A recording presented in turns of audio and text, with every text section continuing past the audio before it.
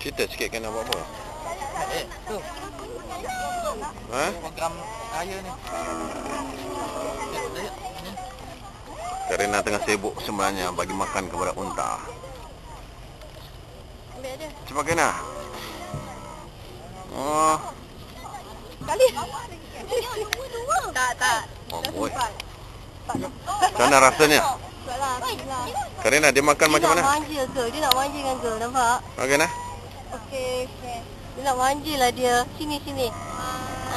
Karina suka yang mana satu? Yang ini dua.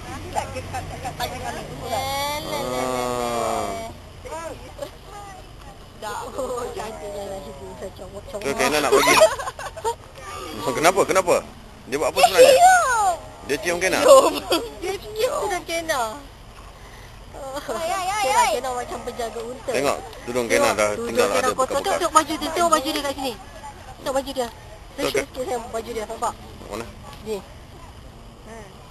Kalau ada sesama burung, ini sesama unta. Okey Karina. Marilah kita naik. Ya. Last. Sen kat sini sayang. Sedekil. Apa lagi? Tu. Okey. Kejap dia tengah punya. Dia pakai sikit-sikit. Oh, Karina macam mana nak kerja terus kat sini?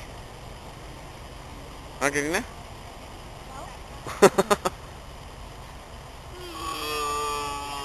Dia dah kenyang pun dia ambil juga. Sebab Kina yang bagi. Masya Allah, anak aku tidak mau ulang. Apa sudah jadi dia mau jadi gembala unta ni?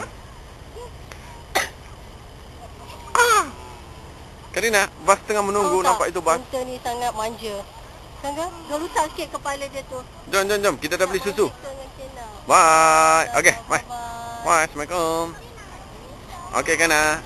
Let's go. Okey. Kamu cakap sikit pengalaman kamu bagi ni makan. Tolong je, bye. Baik. Macam tak seronok je, baby. Dah. Okey. Sedih ke nak tinggal Karina kita? keberatan. Wah.